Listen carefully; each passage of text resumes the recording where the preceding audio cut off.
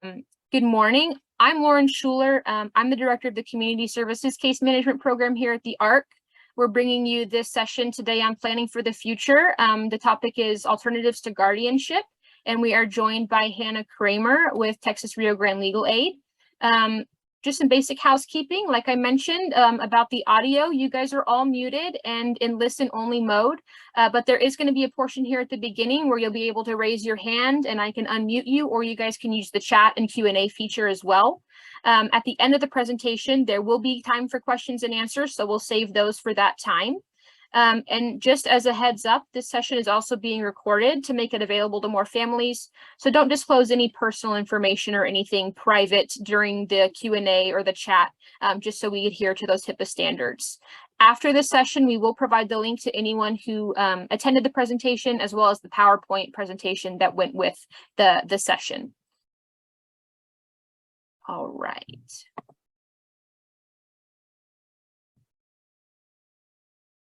Hannah's presentation is up and the floor is hers. Thanks, Lauren. The presentation looks like it's in the right presenter mode. It sure does. You're good to go. Okay, thanks. Good morning, everyone. My name is Hannah Cramer. Like Lauren said, I'm an attorney at Texas Rio Grande Legal Aid, and I'm super excited to be talking to the ARC of San Antonio this morning. We have done some clinics with y'all in the past, and I know we couldn't be together in person, but I'm excited that hopefully the next time we see each other, we'll get to be in person. So I'm going to go through guardianships and alternatives to guardianships today.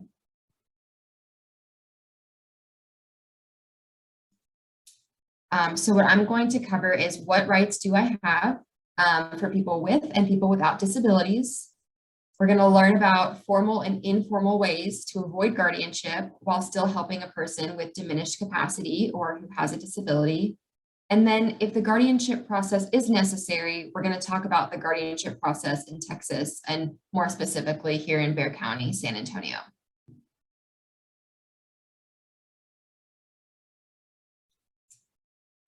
So my one question for the audience is, if anyone has an example or wants to share an example of a right that they have, and you should be able to put that in the Q&A or the chat. But you have rights. Does anyone want to share an example of a right they have? I think you can put it in the Q&A. You might be able to put it on the chat. Yes, you can use either feature. I'm looking, Hannah, as this is happening in education. Someone says a right to an education. That's right.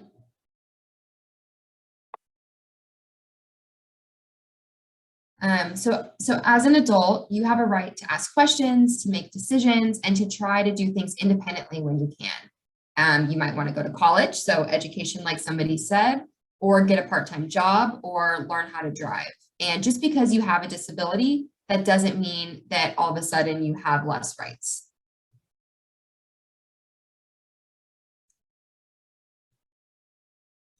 So one question that I always ask during these presentations is what happens when you turn 18 in Texas? So you go to bed on your 17th, the last day of your 17th year, and you wake up, you're 18, and all of a sudden you have the right to vote, you have the right to sign a contract, you have the right to get married, you have the right to buy a car, you have the right to enlist in the military, to sign yourself out of school. All of a sudden, all these things changed when in reality, you woke, you're wearing the same clothes, you might have eaten the same breakfast, you woke up in the same home. Nothing really changed about you, except for legally, all of a sudden, you have all of these new rights.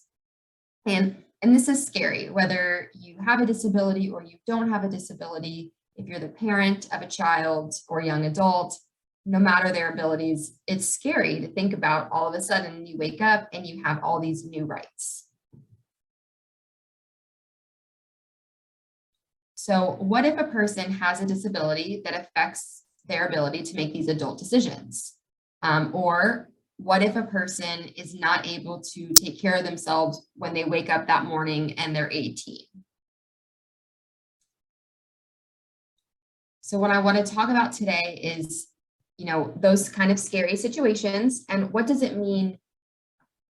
So I want to talk about those scary situations today. And exciting things too. So the first thing let's talk about is, what does it mean when someone lacks capacity or has diminished capacity? So the non-legal definition of capacity is it's our mental ability to handle certain tasks. It is a legal issue because of privacy laws and laws that say that we are the only ones who have the right to make decisions for ourselves. So under the law, everyone over the age of 18 is presumed to have capacity to make their own legal decisions. So those decisions that I talked about earlier, like voting, signing out of school, signing a contract, buying a car, things like that. If you're over 18, the law assumes that you are able to do that.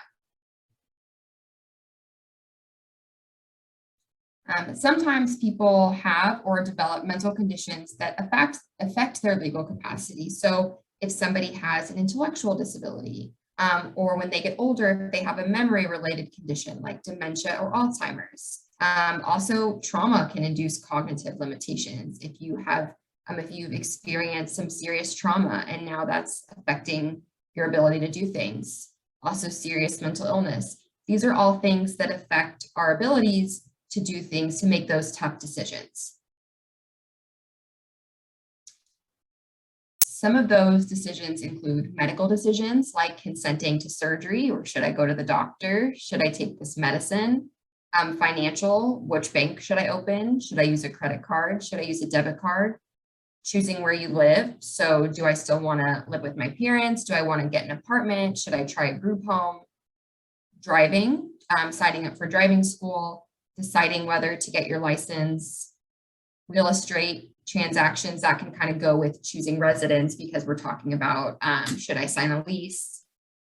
Government benefits like Social Security or supplemental security income, medical insurance, or just any insurance, and then voting. So these are all legal decisions. They have a legal impact, and they're impacted by whether you have the capacity or understanding to make those decisions. So what happens if someone no longer has capacity to make a legal decision, or they never had the capacity to make a legal decision? Capacity is usually not all or nothing. So sometimes what we'll see is people, they can provide food for themselves. They can make themselves lunch. They know how to take via trans, so they understand transportation, but maybe signing up for a bank or making a really hard medical decision, they need help with. So a person may have capacity to make some decisions, like the example I just gave, but not all decisions.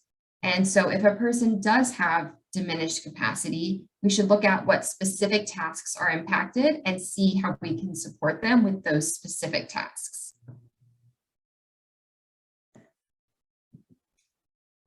Okay, so one question that we get all the time is, doesn't a person need a guardianship to protect them if they have diminished capacity or a disability? Does anybody want to does anybody know the answer to that? You can put it in the Q&A or in the chat. I'll check the chat and let you know.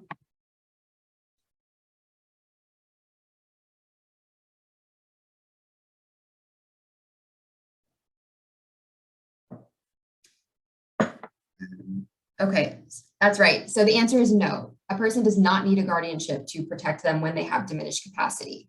That's right, a power of attorney, we're going to talk about that. Powers of attorneys are a great alternative. There's a few other alternatives I'm going to talk about too. And then, for some situations, guardianship may be appropriate, and I am going to talk about that. But the general answer is no, you don't need a guardianship just because you have a disability or just because you have diminished capacity. And so there's a few things that I want you to know about guardianship. First, the guardianship process is court created and court monitored. So when we're talking about getting a guardianship, we're talking about going to the court and asking the court to create this guardianship and then monitor that guardianship. It is intended to protect people with diminished or no capacity, but it can result in significant restrictions of personal choice. So it can strip people of the right to vote, the right to get married, the right to drive. So that's why before we talk about guardianship, I want to talk about alternative options and consider those and see if those are appropriate so that we're not stripping people of their rights unnecessarily. And when we talk about guardianship alternatives, the law kind of just divides them in two. So one is informal supports and services, and I'm going to go into detail about what supports and services are. And then there also are more formal legal documents like a power of attorney mentioned in the chat. So we'll start with guardianship alternatives. So just with the legal documents. So there's a medical power of attorney, a durable power of attorney, a supported decision-making agreement, and then supports and services. And I'm going to go through each one and how, what the difference between each one. But I kind of like to call this like the menu of alternatives. They don't exist. They're not exclusive. So you can have a medical power of attorney and a durable power of attorney, and then use supports and services. Or maybe somebody just needs a supported decision-making agreement, and that gets them what they need. This is a menu. You can order multiple appetizers, just one appetizer. You're not bound to just choose one.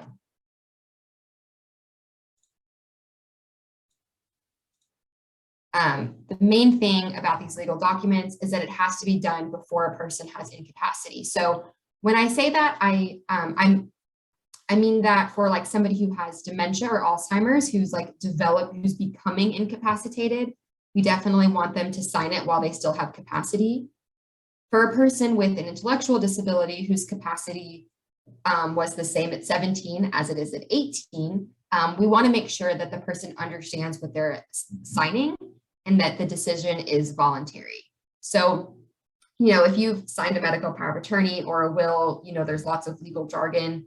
Even as a lawyer, I think there's, a lot of legalese that can be confusing. I'm not saying that you need to understand all the legalese and the laws behind it. What I'm saying is that you need to just have a basic understanding of the document you're signing and that it's voluntary, that you chose to sign this document. And it's possible that a person who has episodic incapacity, so like serious mental illness, if you experience bipolar and whether you're having an episode, a manic episode, or you're not having a moment of crisis, that's kind of episodic incapacity. We see the same thing with dementia and Alzheimer's. Some days are better than others. So it's possible that on a day where you are having a good day with capacity that you could sign it, and that maybe the next day wouldn't be a good day to sign it. Some disabilities do exist like that. In those cases, I think it's important for a lawyer to meet with the person to make sure they understand what they're doing. And, there's a few reasons why I say that. One is, these documents are accessible. You don't always need a lawyer to sign a power of attorney or support a decision-making agreement. And I'm going to tell you where you can find them. But what you don't want is to kind of force somebody to sign one or have someone sign one where they don't really understand what they're signing. And then you show this power of attorney to the doctor and the doctor's like, there's no way they understood what they're signing. I'm not going to accept it. We want to sign these documents so that medical providers and public benefits, government agencies, all these people accept the legal document. That's, you don't want to sign a medical power of attorney and then have no one accept it, which is one reason why it's important to make sure that the person understands what they're signing so that if they bring it to a doctor or they bring it to the Social Security office, those people know, okay, this was signed in good faith and they know what they're signing.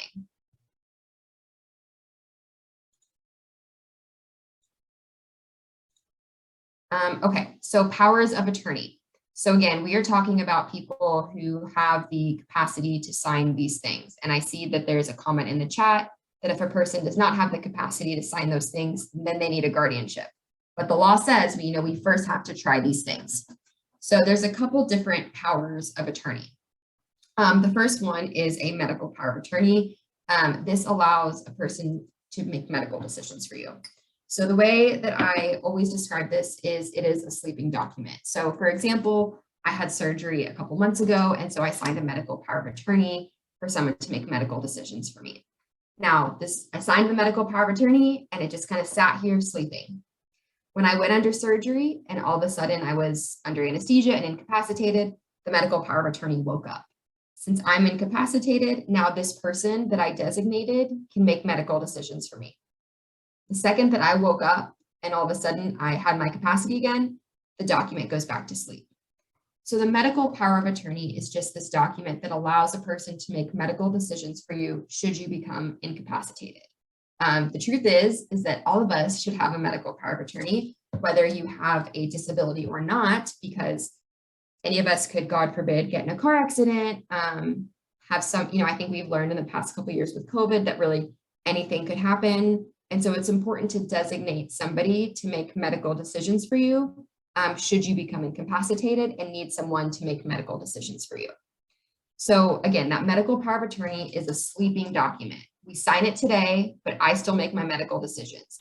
The only time my agent is going to make medical decisions for me is if it needs to wake up because I'm incapacitated, like in a coma, or having surgery or something like that. The durable power of attorney, if I sign it today, it's awake today. This can choose a person to make all kinds of decisions for you, including financial and legal decisions. So I want my mom to open a bank account for me. I want my mom to open a joint bank account for me.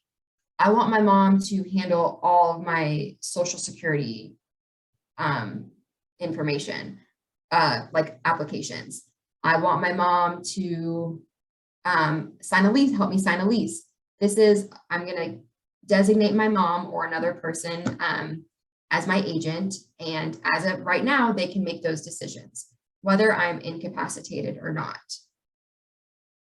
The other document is a psychiatric advance directive. This is also can be known as a living will, an advance directive. This is making choices about treatment preferences in the event of like an involuntary hospitalization. So we draft these for people who have serious mental illness, who have had bad experiences in hospitals or are trying to prevent bad experience in hospitals. And what it says is, if I'm in crisis, please call me by my first name. Please allow me to listen to music. Please give me headphones. This is a living will that talks about the things that you want and how you would want to be treated, what type of medical treatment you'd want should you find yourself in a hospitalization. And then the last one is a release of information. So Lauren mentioned HIPAA at the beginning. So it's great if you have a person who can make medical decisions for you, but you may want that person to have access to your medical records so they could make an informed decision. So this release of information authorizes whoever you want to have access to your protected health information or your financial information.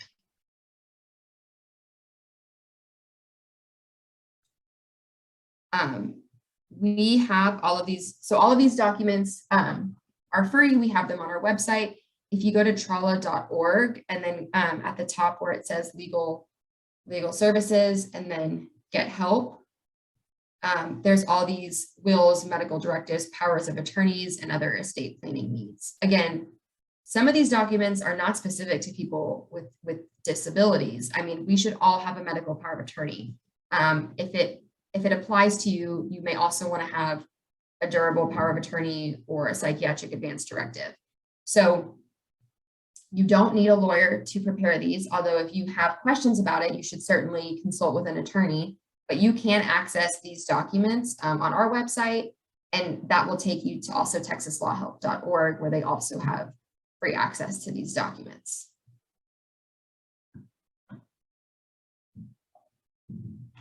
Okay, so let's say you have designated somebody as your agent. So I'm using my mom as an example. I designated her as my agent when I had surgery under a medical power of attorney. A person who is an agent under a power of attorney is a fiduciary.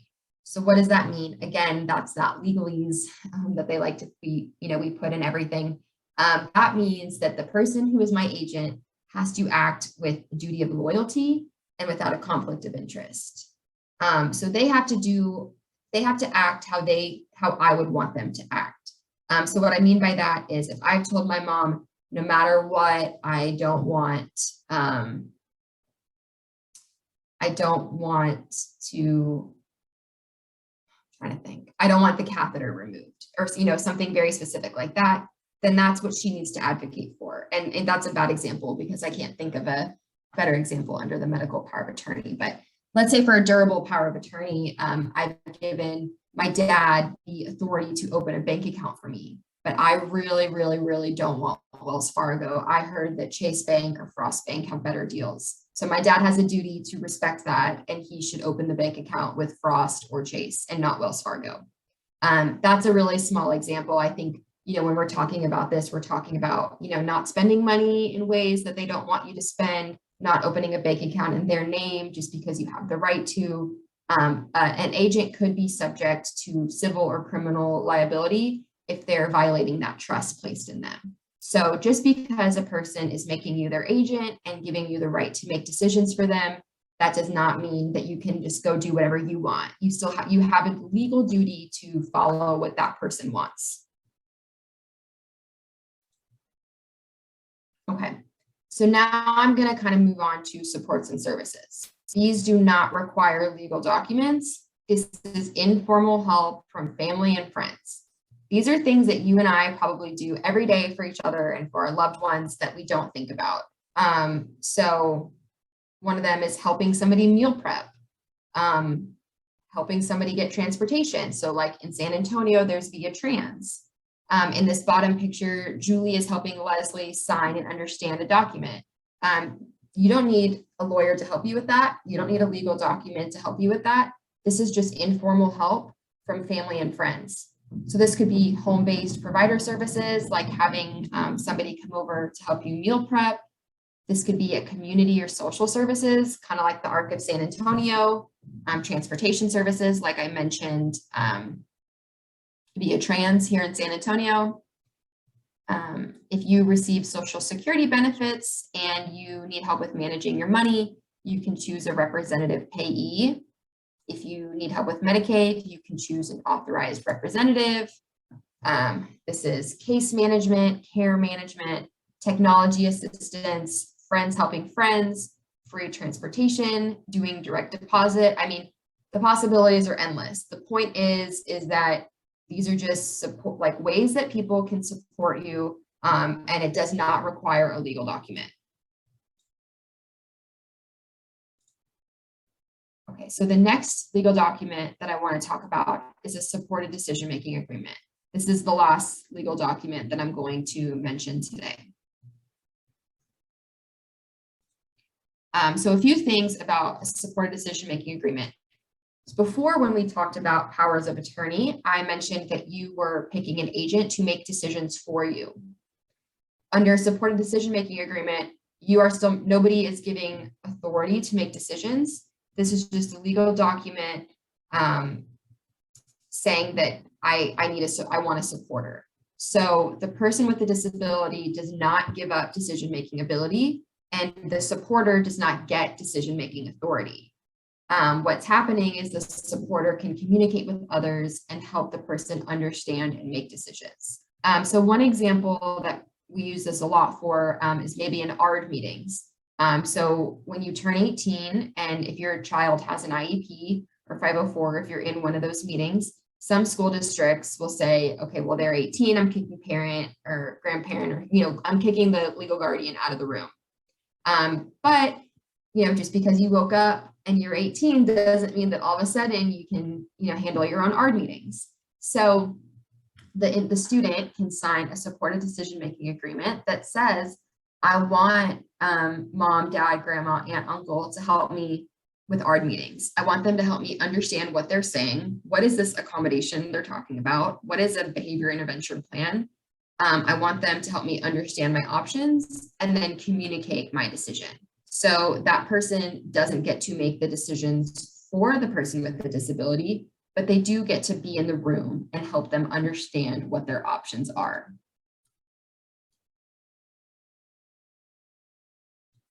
And this is what the supported decision-making agreement looks like. It's a one-page document. There's the name of the supporter. So I, a person with a disability, am entering into this agreement. I choose my mom to be my supporter. And this is what I want my supporter to help me with. So if it's the ARD meeting, getting an education or other training. If it's finding housing, obtaining food, and a place to live. You can also fill in other.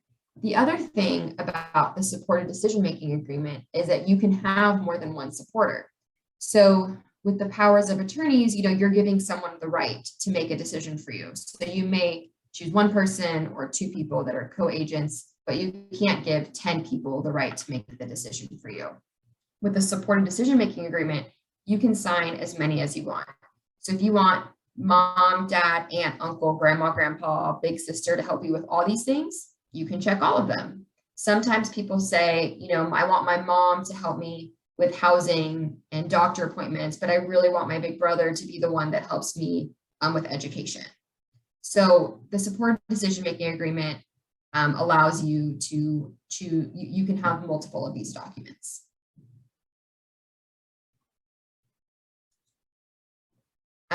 So just to go back, a supporter is not the same thing as an agent. A supporter does not get to make decisions for you, but a supporter is also a fiduciary. They cannot do more than what is authorized on that supported decision-making agreement, and they can't act with a conflict of interest. So if they know that you want something a certain way, or that you have certain preferences, they do have to follow those and respect those.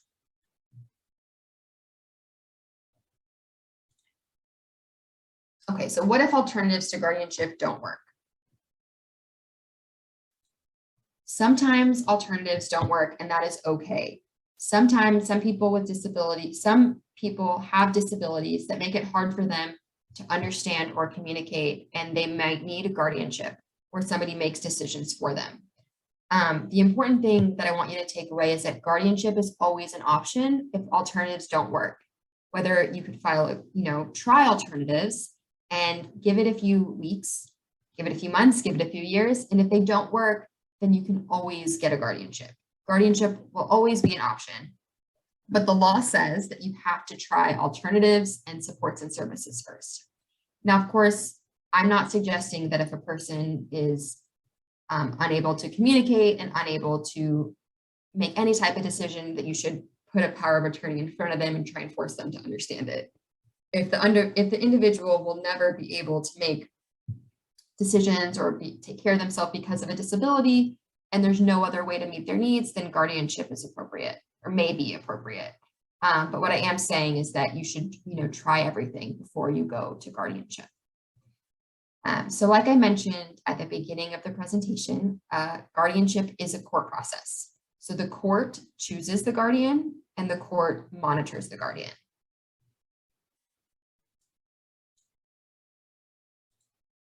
Okay. So this is a court-created relationship.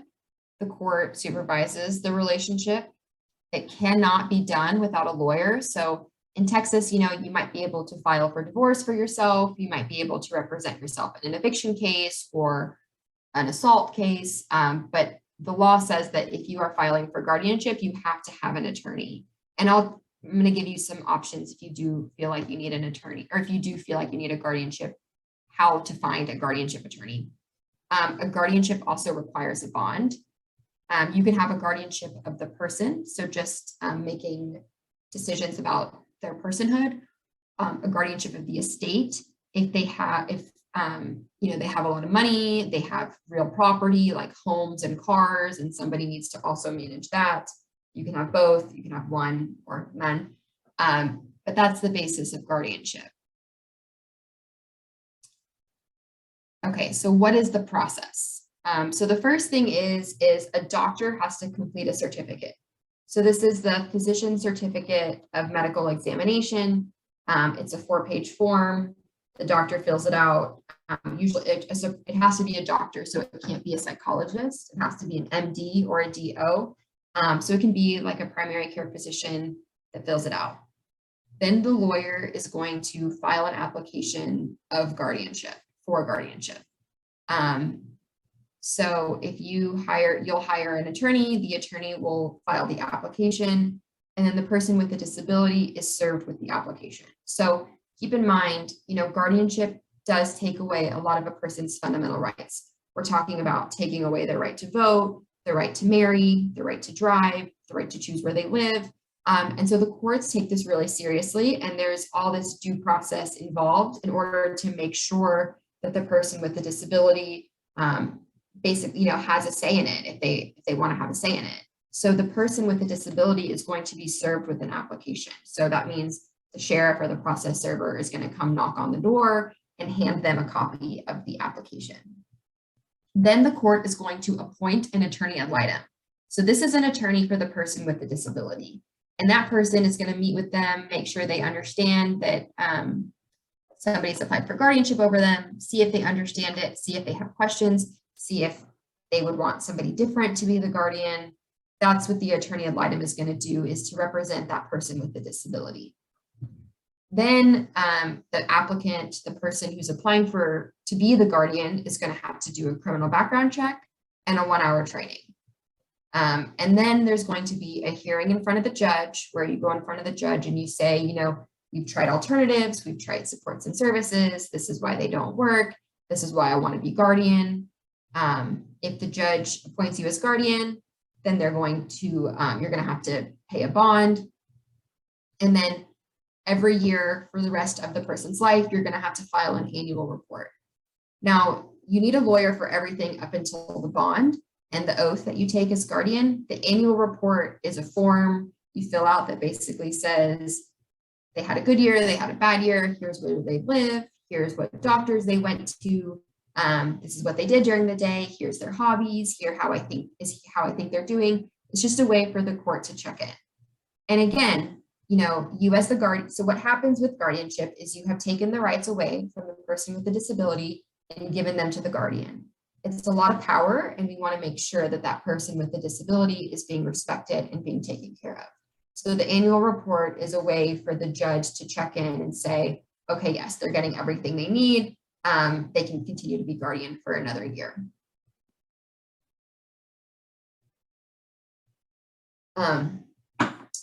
Some people ask, or some people come to us and say, I just want to get a guardianship just in case. I don't need one yet, but I want to have one just in case.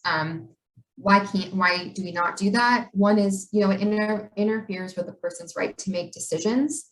I think we know that people do better when they're given the opportunity to make their own choices. And so guardianship can interfere with that. It's hard to undo. I think the easiest way is to, point you to the Britney Spears, how hard it was for Britney Spears to get out of guardianship. That doesn't mean it's impossible. I have gotten people out of guardianship who didn't need to be under guardianship, but it is another legal process. And the law says that you must consider guardianship alternatives before a court will grant a guardianship. So again, if a person cannot communicate and doesn't understand their surroundings or where they are, I'm certainly not saying that you need to shove a power of attorney in front of their face and see if they can sign it. But what you need to do is try, and it's different for a person who can communicate, is to try and figure out, is there another way that their needs can be met without a guardianship? And if nothing else, just because the court is going to ask, what did you try? How did you try? And as long as you tried, then you've met your burden under the law. And of course, guardianship is always an option if alternatives don't work. So it's worth trying them for a couple years. If a person just turned 18, see if a medical power of attorney will help. And if it doesn't help, then after a couple years, you can try and get guardianship. So some frequently asked questions, how much do they cost? So there are agencies in San Antonio that do them for free. For example, we do guardianships for free. I work for Legal Aid, so we represent low-income Texans. We don't charge for our services, but you have to qualify. Catholic Charities does guardianships on a sliding scale. Private attorneys do them. So the point is that it depends. I know that that's an unfortunate answer, but ideally you can find an attorney to help you get a guardianship if you need a guardianship at a price that you can afford. How long does it take to get a guardian? Also, it depends. So in Bexar County, we have 2 statutory probate judges, and so they move pretty quickly, but it depends on if, I think that if you are trying to get guardianship over somebody who you've taken care of their whole life and they clearly couldn't do alternatives and nobody's contesting it, then it moves a lot quicker and you could get the guardianship within a couple months. The next question is, what happens if more than one person wants to be legal guardian? So in that case, if there's multiple people who want to be legal guardian, or if there's one person who wants to be guardian and one person who says a guardianship isn't necessary, then it could take longer, because then you're going to have to, collect evidence and talk to doctors and talk to the court and figure out, the court will send their investigator and really figure out what's appropriate. So it could take that in that case, it could take longer than a few months. What happens if more than one person wants to be legal guardian? So the person with the disability gets preference. So if they can communicate their preference, if let's say aunt and mom are both applying to be their guardian, aunt has raised them all their lives, they've always been with aunt, aunt applies for guardianship, and then mom says, well, it's my child, I should be the one who's guardian. The court will talk to the person with the disability and say, who would you rather have? And in addition to that, the court will also, they have a court investigator. They're going to investigate, who's in a better position to care for them, who's in a better position to make medical decisions for them, and things like that. So if more than one person wants to be legal guardian, the court will decide who gets to be the guardian.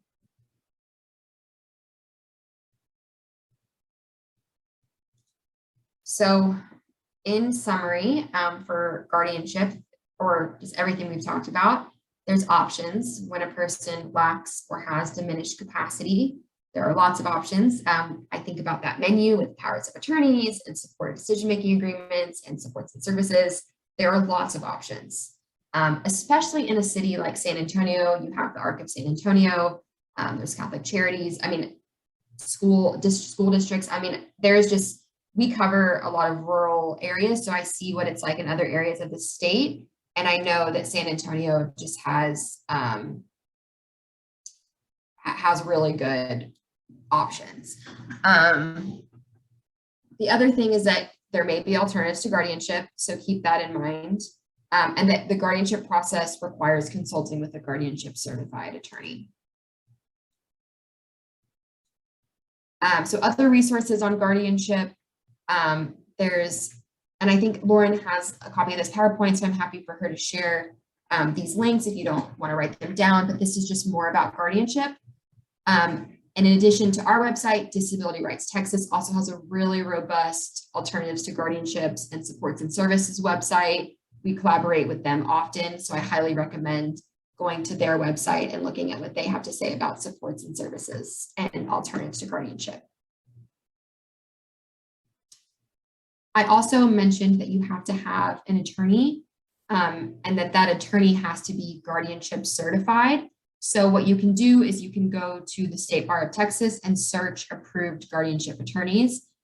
So you can either search for your attorney or you can search just for your area.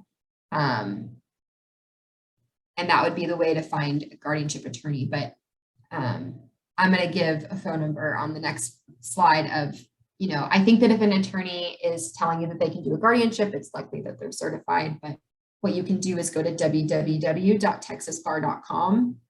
And if you scroll down, there's a way to put in your counties. You can put in Bexar County, or if you're in a surrounding county or another county in Texas, you can put where you live, and then you can find a guardianship certified attorney.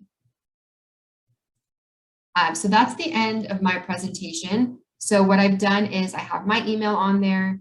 I'm happy to answer general questions. Again, I'm not your attorney, so I can't answer specific questions. I also put in our intake line. So it's a 956 number because our intakes come out of that office, but that will reach anywhere in our service area you can call, and you can also call Disability Rights Texas. I saw one question in the chat about somebody being a guardian and having a question about no longer being guardian. So what happens if the guardian can no longer be guardian? That's a really good question. I'm going to take it off of sharing so you can see my face, but I will put it back up if anyone needs my information. So what happens if you're appointed as guardian and then you can no longer serve as guardian? So I'm going to just answer this question generally. I'm not your lawyer, but I can tell you what the law says. Unfortunately, we saw this a lot during COVID, where somebody was the guardian and the guardian passed away from COVID-19, and all of a sudden the person with the disability didn't have the guardian anymore. So what the law provides for is a thing called successor guardian. So when you're going through the guardianship process, and I went through those steps, the court's determining, is the person incapacitated? Do alternatives exist? And then also, does this person qualify for guardian? So when the guardian passes away, the judge has already done those first two things. They've already decided the guardianship is appropriate. We're just now at a situation where we need to replace the guardian. And so a person, a family member, a loved one, a friend, a neighbor can apply to be successor guardian, and that person would be appointed to take over. So we don't need a new doctor's letter because we've already determined that the person needs a guardianship. All we need to do is to find a new guardian, a new person who can serve as guardian, and to make sure that they're qualified. One thing, if you are going to become a guardian, or you are a guardian and you're concerned about what's going to happen, I would suggest doing a living will, an advance directive, a regular will, or just talking to family members and saying, hey, if I'm so-and-so's guardian, if something happens to me, would you be willing to step in? And just letting the court know, hey, if God forbid something happened to me, this is who I would want to step in. There's nothing wrong with family planning. I recommend that for everybody is family planning. So, and this person is asking like really specific questions about their case. So I would say you should talk to the person who did your guardianship originally, that attorney, because they're going to be more familiar with your situation. I will say that not everybody has a family member who could serve as successor guardian, and there are private guardians. There are people whose job it is to serve as guardian. So they're called private professional guardians. Another thing to mention is that sometimes you can serve as a co-guardian. So the law is really specific about who can serve as a co-guardian. So if you are the parents of the person with a disability, or you are married and taking care of the person with a disability, then you could serve as co-guardians. If it's like the mother of the person with a disability and the grandfather of the person with the disability, the court doesn't allow for that. It's really specific instances, but there are instances where you can serve as co-guardian. So if you're in a situation where you and another parent, or you and your spouse both want to serve as guardian, I would consult with an attorney on that, because there are situations where you can both serve as guardian. But of course, the court's going to want to make sure that you two are kind of in sync, because what we don't want is to have one guardian who wants one thing and one guardian who wants another. That's not in the best interest of the person with the disability. So somebody asked where we can find the supported decision-making agreement form. So if you, I'm going to share my screen again, but I will. So one is if you go to the Disability Rights Texas website and just search supported decision-making agreement, they have that. I'm going to share my screen again. So Lauren, can you give me a thumbs up if you can see it? Cool. Okay, so if you go to trla.org, that's our website. And then at the very top, you click on legal services and then get help and scroll down. There's going to be an article that says COVID-19 is a reminder of a need for wills, medical directives, powers of attorney, and other estate planning needs.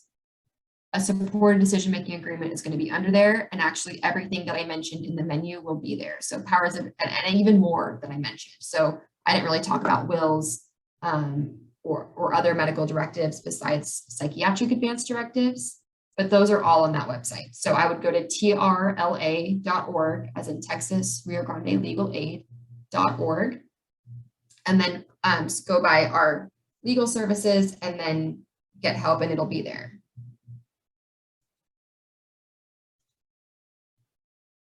And if you have questions about filling it out, you can always call us. You can always call Disability Rights Texas. Again, the forms are designed for people to be able to fill them out on their own. But, that's really easy for me to say as somebody with legal training. If you are intimidated by it, or you feel like you have questions, or maybe something I said was confusing, totally understandable. There's nothing wrong with consulting with an attorney about these documents before you sign them.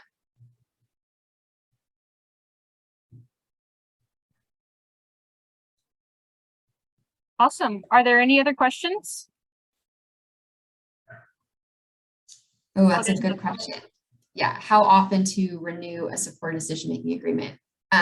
So on a support decision-making agreement and also on a power of attorney, there is a place where you can put, I want this to expire on blank date. So sometimes people will say, I want the support decision-making agreement to expire 5 years from now, and then I'll revisit and maybe I'll designate someone else. Maybe, maybe I won't need it.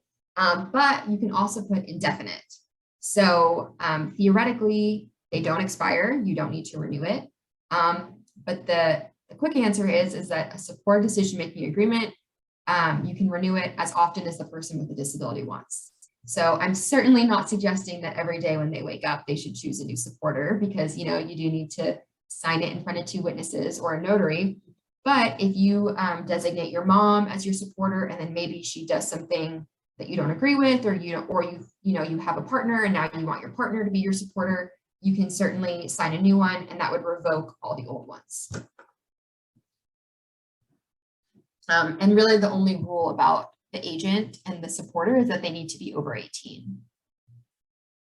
So you couldn't designate like your 14-year-old sister, but you could certainly designate your 18-year-old partner, your 18-year-old big brother, big sister, something like that.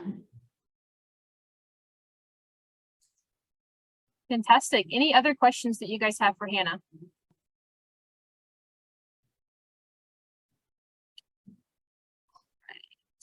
I will let any others come through as I'm doing the closing here. As I mentioned, thank you again, Hannah, for this presentation. It was fantastic. The recording will be made available in the coming days after I get it all imported and the presentation ready to go. I'll send an email out to everybody with a copy of the PowerPoint presentation and the recorded session as well, so you guys can look back on it whenever you would like. And then if you have additional questions or want to speak to someone at the ARC, you can also reach out to us. I will put our contact information in the chat here, and we can direct you to TRALA or Disability Rights or any other agency as well, if you're having trouble finding where you need to go. There's our number in the chat. I don't see any other questions. Let me check the Q&A. No, it looks like we're good. That's going to do it for today. Again, thank you guys so much for being here today, and enjoy the rest of your weekend.